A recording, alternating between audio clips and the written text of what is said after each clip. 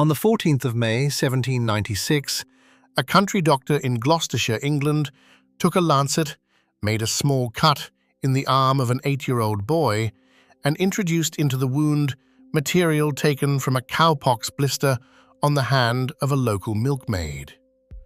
The boy's name was James Phipps. The doctor's name was Edward Jenner.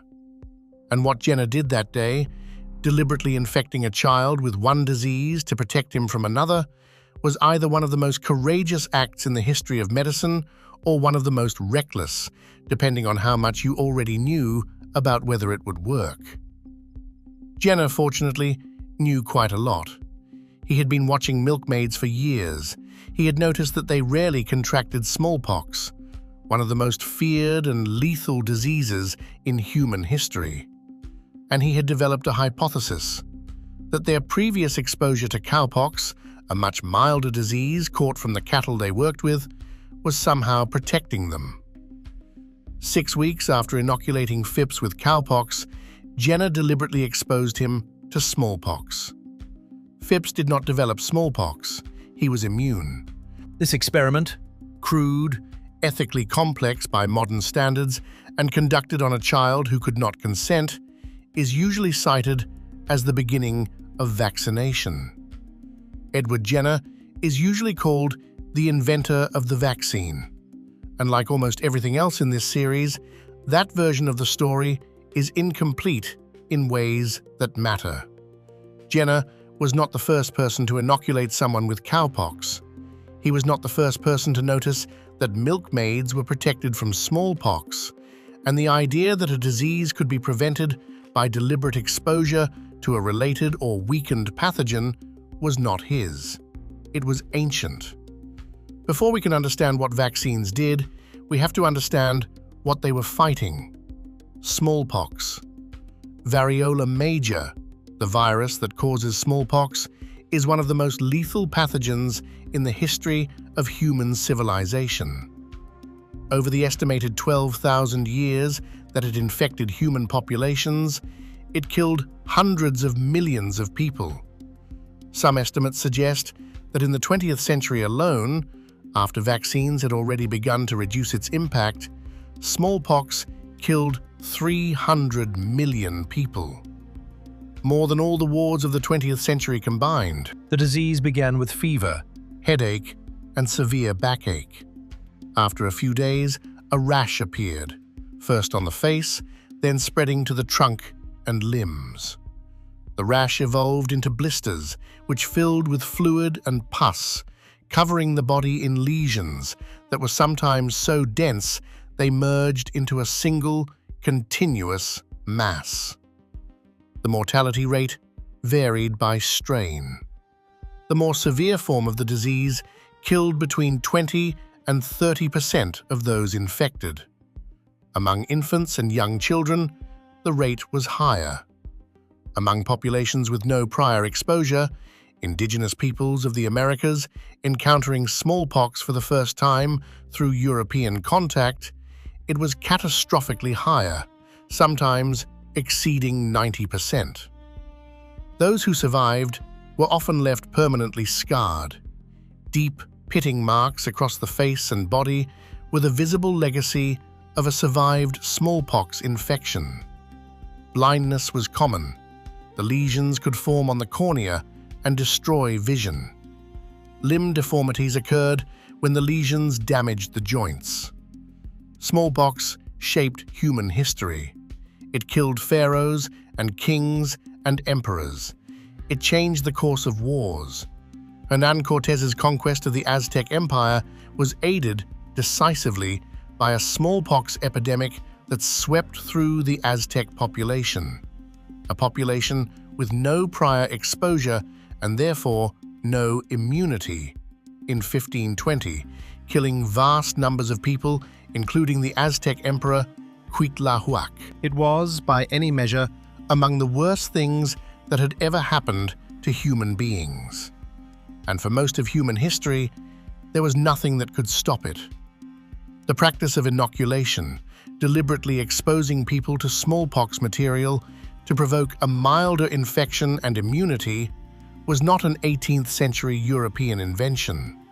It was practiced in China, possibly as early as the 10th century AD. Chinese doctors developed a technique of blowing dried smallpox scabs ground into powder into the nostrils of healthy people.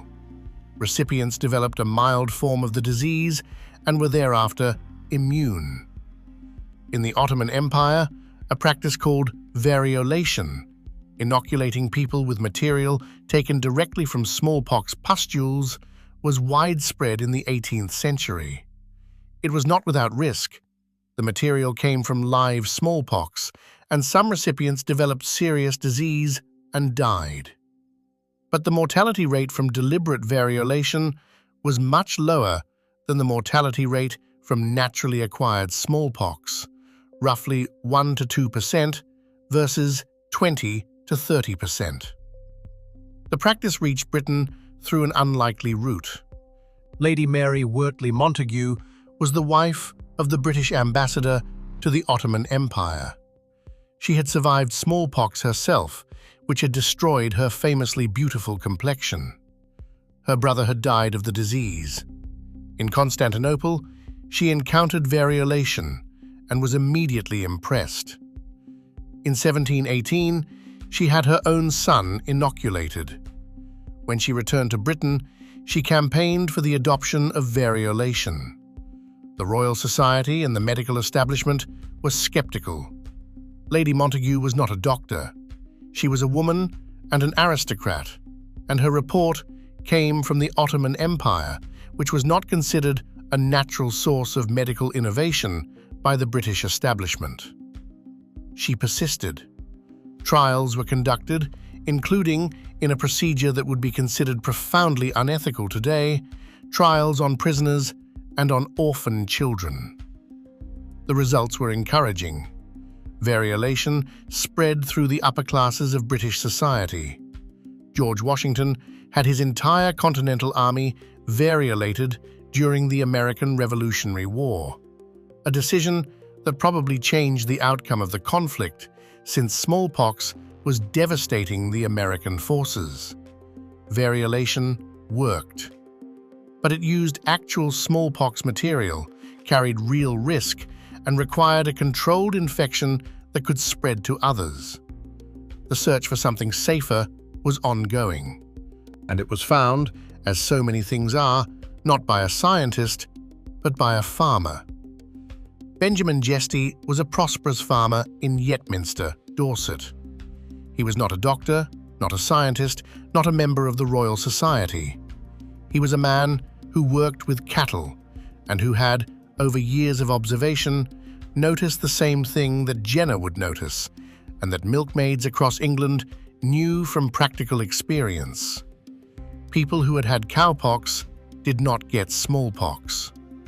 In 1774, 22 years before Jenner's experiment on James Phipps, Jesty acted on this observation. A smallpox epidemic was sweeping through Dorset. Jesty had already had cowpox himself and believed he was protected. But he was frightened for his wife Elizabeth and their 2 sons, who had not had the disease. He found a cow with active cowpox lesions on a nearby farm. He took his wife and sons to the field, and using a stocking needle, the nearest implement to hand, he scratched cowpox material from the cow's lesions into his wife's arm and his son's arms. His wife Elizabeth developed a significant local reaction. The arm became inflamed, and she was ill for some time, causing Jesty considerable anxiety. His sons reacted less severely. All 3 survived without developing smallpox. The experiment worked. But Jesty was a farmer, Not a physician. He published nothing. He was not connected to the scientific establishment. When the community heard what he had done, the response was not admiration. He was reportedly mocked and criticized for conducting what was seen as a bizarre and dangerous experiment on his own family. He abandoned the idea of promoting the practice.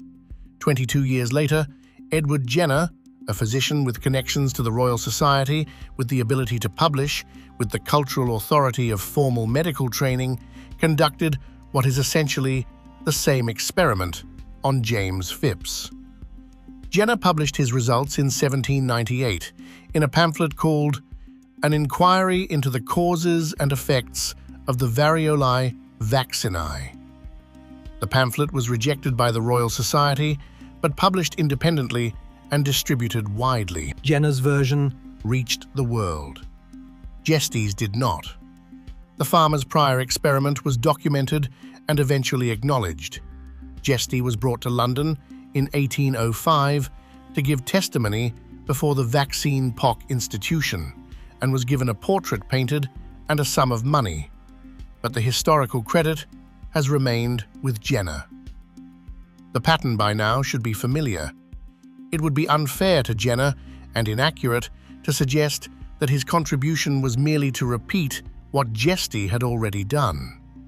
Jenner did something that Jesty did not. He investigated systematically. He collected cases. He documented outcomes. He conducted follow-up experiments, including the crucial step of deliberately exposing vaccinated individuals to smallpox to confirm that protection was real. He examined multiple cases of cowpox and distinguished between true cowpox and other skin conditions that might be confused with it. He also formulated A theoretical framework, incomplete and imprecise by modern standards, but a genuine attempt to understand why the procedure worked, not just that it did.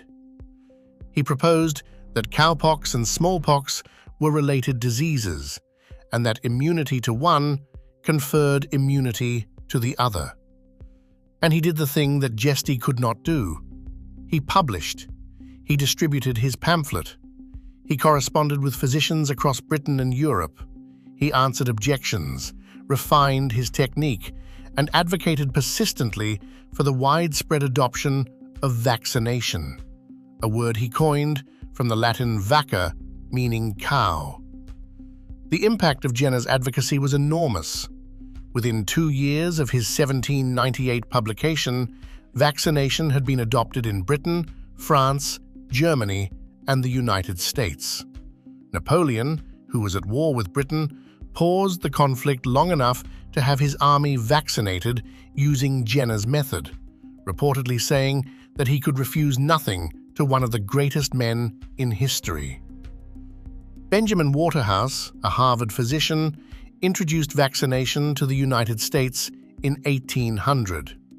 President Thomas Jefferson was vaccinated and became a strong advocate, distributing vaccine material to Native American communities who were devastated by smallpox. the Jennerian vaccination Spread faster than almost any previous medical innovation. Not because the establishment immediately accepted it, there was significant opposition from physicians who doubted its efficacy, from variolators who stood to lose their income if vaccination replaced their practice, and from members of the public who found the idea of introducing material from a cow into the human body disturbing and unnatural. But the evidence was overwhelming. Vaccination worked. It was safer than variolation, and the populations that adopted it stopped dying of smallpox at the rates they had before. Here is something important about what Jenner did and did not know. He did not know what a virus was. He did not know what the immune system was. He did not know why vaccination worked. He knew that it did work, empirically, observationally, demonstrably. But the mechanism was completely opaque to him, because the science that would explain it did not yet exist. Germ theory, the understanding that infectious diseases are caused by specific microorganisms, was not established until the 1860s and 1870s, primarily through the work of Louis Pasteur and Robert Koch.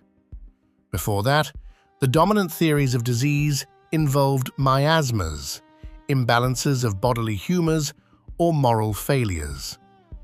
Jenner vaccinated people successfully without knowing what the agent of infection was. the immune system, The complex network of cells, proteins, and chemical signals that protects the body against infection was not described in any meaningful detail until the late 19th century.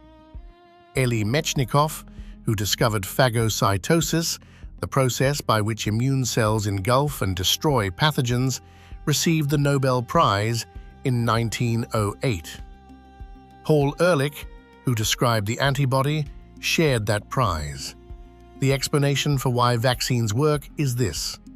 When the immune system encounters a pathogen, or a killed or weakened version of it, or a protein from its surface, it mounts a defense response.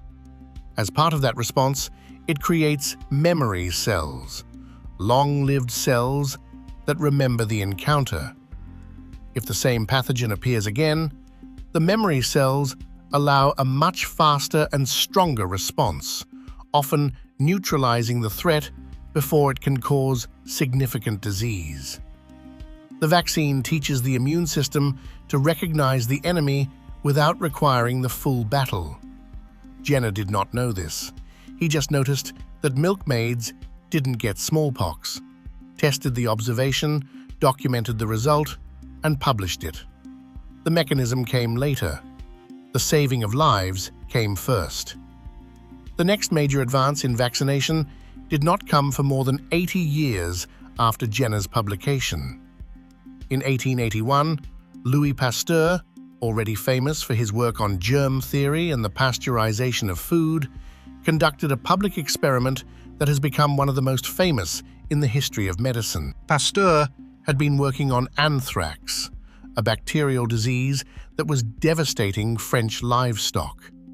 He had developed a weakened, attenuated form of the anthrax bacterium, and he believed this weakened version could vaccinate animals against the full disease.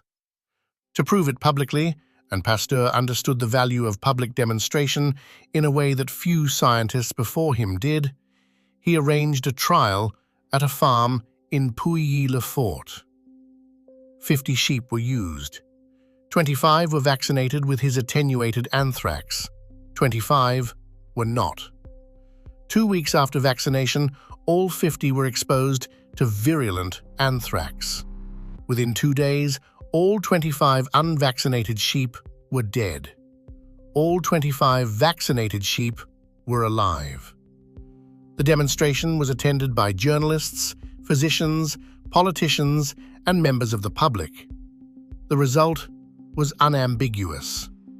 Pasteur was immediately celebrated across France and internationally.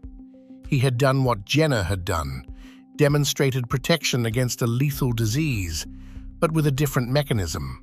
Not a related species disease, but a deliberately weakened version of the disease-causing agent itself. Pasteur named his procedure after Jenner, calling it vaccination in honor of the cowpox origin of the first vaccine.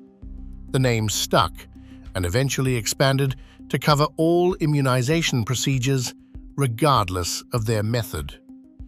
He went on to develop vaccines against chicken cholera and, most famously, against rabies. His rabies vaccine, tested first on dogs and then, in 1885, on a 9-year-old boy named Joseph Meister, who had been severely bitten by a rabid dog, was another demonstration that vaccination could work against a disease that was, without treatment, invariably fatal. Meister survived. He later became the gatekeeper of the Pasteur Institute in Paris, and when German soldiers entered the institute during the occupation of Paris in World War II and demanded he open Pasteur's crypt, Meister killed himself rather than comply. The story of vaccines has never been simple. The 20th century transformed vaccination from an empirical practice into a scientific one, from something that clearly worked into something whose workings were understood in increasing detail. The major vaccine discoveries of the 20th century came in waves. The diphtheria and tetanus toxoid vaccines, developed in the 1920s, worked not against the bacteria themselves, but against the toxins they produced, chemical poisons that caused the actual disease. Immunizing against the toxin without needing to use the living organism was a conceptual advance that opened new possibilities. The pertussis vaccine against whooping cough was developed in the 1920s and 1930s.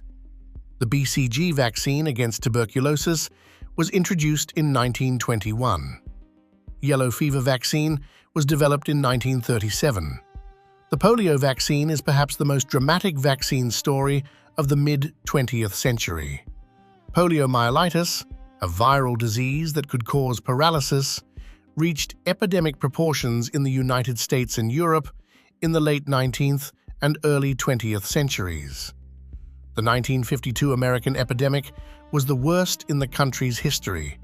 Nearly 60,000 cases, more than 3,000 deaths, and over 20,000 cases of paralysis, many of them children. The iron lung, a large machine that breathed for people whose respiratory muscles had been paralyzed by polio, became the symbol of the epidemic. Entire hospital wards filled with iron lungs. Parents kept their children away from swimming pools and public spaces throughout the summer, the season when polio spread most readily. Jonas Salk developed an inactivated polio vaccine using killed virus that was tested in one of the largest medical trials in history in 1954. More than 1.8 million children participated in the trial. The vaccine worked. Its announcement in April 1955 was received with a joy that contemporaries compared to the end of a war. Salk refused to patent the vaccine. When asked who owned the patent, he reportedly answered, "The people. Could you patent the sun?" Albert Sabin developed an oral polio vaccine using live attenuated virus in the late 1950s and early 1960s. The oral vaccine was easier to administer and became the basis for global polio eradication campaigns. Polio is now endemic in only 2 countries in the world. On the 8th of May 1980, the World Health Assembly made an announcement that had never been made in the history of medicine. Smallpox had been eradicated. Completely, globally, not reduced to rare cases, not controlled to manageable levels, eliminated from the planet. The last naturally occurring case of smallpox had occurred in Somalia in 1977, a cook named Ali Malin who recovered. A laboratory accident in Birmingham in 1978 caused 2 additional deaths. But those were the last. The disease that had killed hundreds of millions of people over 12,000 years, that had shaped the fates of empires, that had left the faces of survivors permanently scarred, that had blinded and disabled and killed throughout the entire history of human civilization, no longer existed in any human being anywhere on Earth. The eradication of smallpox was achieved through a global vaccination campaign coordinated by the World Health Organization beginning in the 1960s. The campaign used a strategy called ring vaccination, not vaccinating everyone, but identifying cases and vaccinating all their contacts, creating a firebreak around each outbreak that prevented the virus from spreading. The campaign required the cooperation of governments in the middle of the Cold War, American and Soviet scientists working together on a goal that transcended geopolitics. It required building vaccine production capacity in countries that had none. It required thousands of health workers traveling to remote villages in Africa and Asia, finding cases, vaccinating contacts, and preventing spread. It was, by any measure, one of the greatest public health achievements in human history. The scientific foundation was Jenner's observation in 1796. The practical foundation was the systematic work of thousands of public health workers over 2 decades. The political foundation was the decision, made by rival superpowers, to cooperate on something that mattered more than their rivalry. Edward Jenner, inoculating a child in Gloucestershire in 1796, could not have imagined any of this. The mold of penicillium, producing its antibiotic in the soil, could not have imagined that either. These things do not need to be imagined. They just need to be done. The smallpox eradication story is the most dramatic, but it is not the whole story of what vaccines have done. Measles vaccine, introduced in 1963, has prevented an estimated 21 million deaths since 2000 alone. Before the vaccine, measles infected almost every child in the world and killed between 1 and 3 million per year. It caused encephalitis, brain inflammation, in roughly 1 in 1,000 cases. It caused blindness. It caused the immunological amnesia that left recovered children vulnerable to other infections for months afterward. The measles, mumps, and rubella vaccine, the MMR, became one of the most effective vaccines ever developed. It has, since its introduction in the 1970s, prevented hundreds of millions of infections. Hepatitis B vaccine, introduced in the 1980s, prevents liver cancer, because the hepatitis B virus is a major cause of hepatocellular carcinoma, one of the most lethal cancers in the world. A vaccine against hepatitis B is, in a real sense, a vaccine against cancer. The HPV vaccine, developed in the 2000s, prevents infection by the human papillomavirus, the virus responsible for almost all cervical cancers and many other cancers of the genital tract, throat, and mouth. The HPV vaccine is the first vaccine specifically designed to prevent cancer.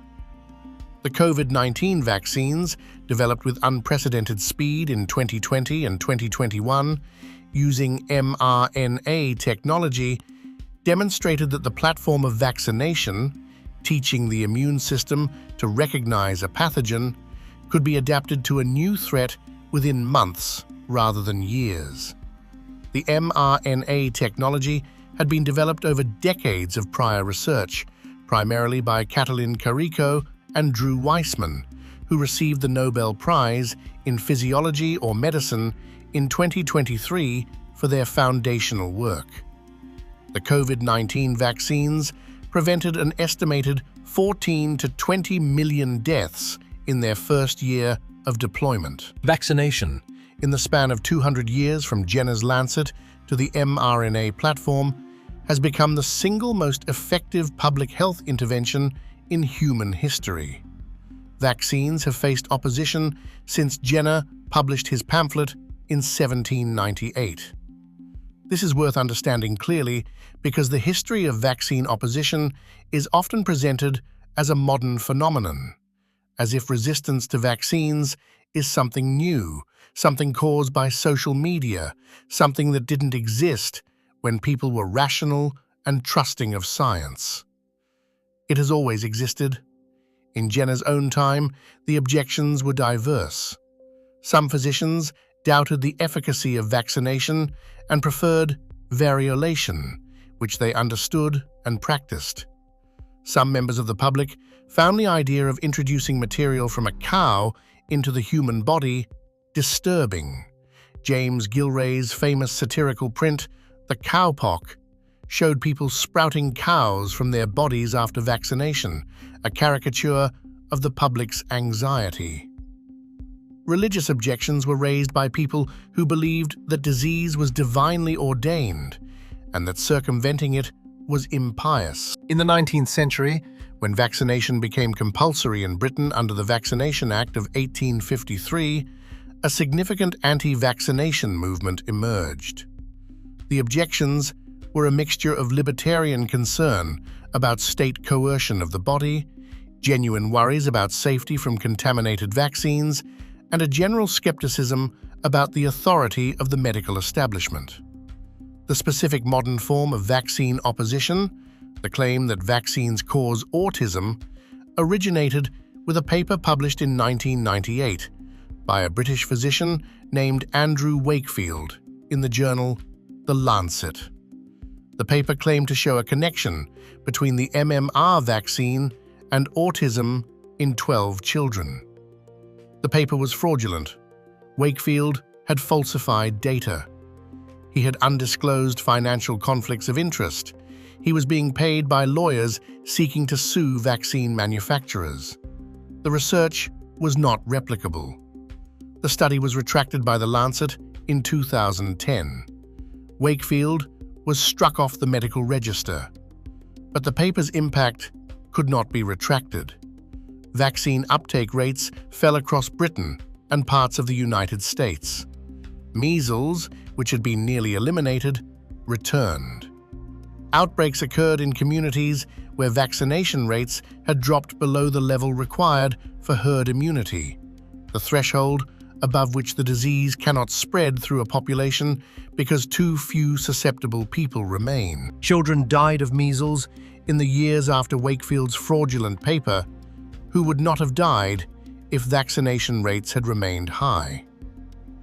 The story of vaccines includes not just the lives saved, but the lives lost to the fear that has always accompanied them. Both are part of the record. There is something about the global vaccine story that is almost never discussed in popular accounts, and it deserves a moment. Most vaccines are fragile. They require refrigeration to remain effective, temperatures that are cold enough to preserve the biological material, but not so cold as to destroy it. The window for most vaccines is between 2 and 8 degrees Celsius. Outside that range, the vaccine degrades and becomes ineffective. This means that getting a vaccine from the laboratory where it was produced to the arm of a child in a remote village requires an unbroken chain of refrigeration: cold storage at the manufacturer, refrigerated shipping, cold storage at the regional distribution center, refrigerated transport to the clinic, cold storage at the clinic. Every link in the chain maintained continuously. This is called the cold chain. Maintaining the cold chain in high-income countries with reliable electricity and infrastructure is challenging but manageable. Maintaining it in countries with unreliable power, poor road infrastructure, and limited refrigeration equipment is one of the greatest logistical challenges in global health. When the cold chain fails, when a vaccine is stored at the wrong temperature or transported in a way that breaks the refrigeration, the vaccine may look identical, but be ineffective. Children are vaccinated with dead vaccine and remain unprotected. The failure is invisible at the point of delivery. The scientists and engineers who have worked on improving the cold chain, developing vaccines that are more thermostable, creating better portable refrigeration, designing delivery systems for remote areas, have saved lives that no one counts and no one names. The Meningitis Vaccine Project, which developed a meningitis A vaccine specifically designed for sub-Saharan Africa, created a vaccine that was both affordable and more thermostable than existing options. Since its introduction in 2010, meningitis A has been virtually eliminated from the meningitis belt of Africa, one of the most successful regional disease elimination campaigns in history. The people behind this are not famous. They are public health scientists, logistics specialists, government officials, and community health workers in countries you may not think about when you think about vaccine history. They are part of this story too. Let me try, as precisely as I can, to account for what vaccines have done. The World Health Organization estimates that vaccination prevents 4 to 5 million deaths per year. Every year. Not a total, per year. Since the development of the smallpox vaccine in 1796 to the present, the accumulated total of lives saved by vaccination is estimated in the hundreds of millions. Smallpox alone, 300 million deaths in the 20th century before eradication in 1980, gives you a sense of the scale. Polio has been reduced from over 300,000 cases per year at its peak to fewer than 200 cases in 2021. Measles deaths have fallen by 99% in vaccinated populations. Diphtheria, pertussis, tetanus, Haemophilus influenzae type B, hepatitis B, yellow fever. Each of these diseases has been controlled in populations with access to vaccines. The achievement is real and enormous. It did not come from a single genius in a single moment. It came from the farmer who scratched cowpox into his wife's arm in a Dorset field in 1774. From the doctor who documented and published the same observation in 1796. From the chemist who figured out how to attenuate pathogens. From the immunologists who explained why it worked. From the virologists who produced the polio vaccine and the measles vaccine. From the biochemists who developed the mRNA platform. From the logistics specialists who maintained the cold chain. From the health workers who went village to village in Africa and Asia with needles and vials. From the mothers who brought their children. The threat to this achievement is real and growing, not just from anti-vaccine movements in wealthy countries, though those matter, but from the gaps in global vaccine access that leave populations unprotected, populations where the disease can circulate, mutate, and return. A pathogen eliminated in one country but circulating in another is a plane flight from re-emergence. And from complacency, the particular vulnerability of success. When a disease is rare, the visible benefit of vaccination decreases. The perceived risk of vaccination, always small, always real, becomes relatively more visible. Parents who have never seen measles or polio or smallpox find it harder to feel the necessity of vaccination than parents who have. The great vaccinator against smallpox was Edward Jenner. The great vaccinator against polio was Jonas Salk. The great vaccine program that eradicated smallpox was led by D.A. Henderson and staffed by thousands of people whose names are not in any history book. The thing that threatens to undo their work is not an enemy, but a failure of memory. A failure to pass on the knowledge of what these diseases actually did. A failure to hold in the imagination the world before vaccines, in which a child with a fever might be entering the first stages of smallpox, and the only thing you could do was hope. That world is still available. It has not been abolished. It has been held at bay by a cold chain, by a community health worker, by a 2 degrees Celsius margin, by the decision of enough people to protect their children. The decision has to keep being made. They were the first to know.